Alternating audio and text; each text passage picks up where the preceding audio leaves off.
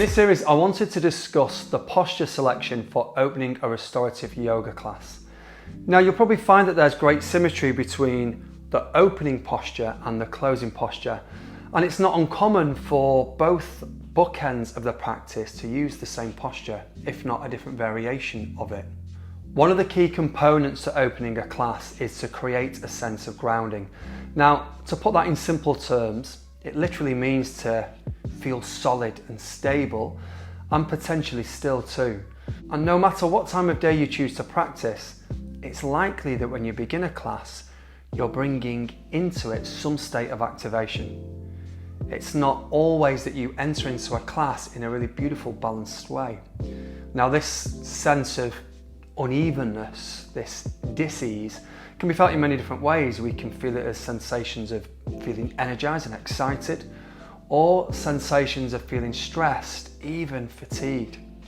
But either way, the opening of a practice is a really good opportunity to get everything on a level, like wiping the slate clean and going, right, now we can start.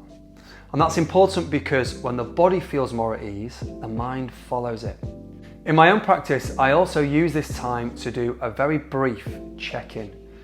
Now, this could be checking in with how the body feels and what you sense within the body, what energy levels you begin to sense, and even what's on your mind, without the need to be so reactive to what you experience coming forwards.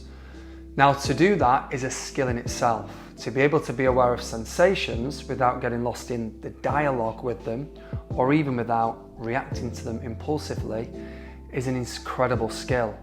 But it's one that yoga, and specifically the restorative practice, helps us develop. And that's important because our yoga practice is there to support our life off the mat. And what we learn and practice on the mat, we're looking to transport and transfer into our day-to-day life. And this is definitely one of those skills that we can grow and develop. The ability to experience life's up and downs and its twists and its turns with a greater ability or capability not to react to everything, to be able to go, okay, this is where I am, this is what I'm feeling, okay, what do I need? And that what do I need helps you form your intention for practice. Recognizing, right, this is how my body feels, physically, energetically, this is where my mind is being drawn to.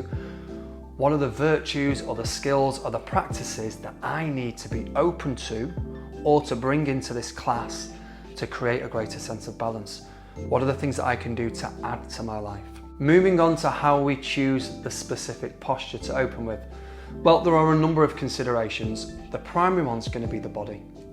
If you feel that lying down on your back or on your side or on your front for extended periods of time is going to create a particular state of discomfort, if you're going to feel uncomfortable and irritated there, then let's choose a different posture. Or let's investigate how we can create more support within the posture that you want to choose. And so again, that term comes back again and again and again, support.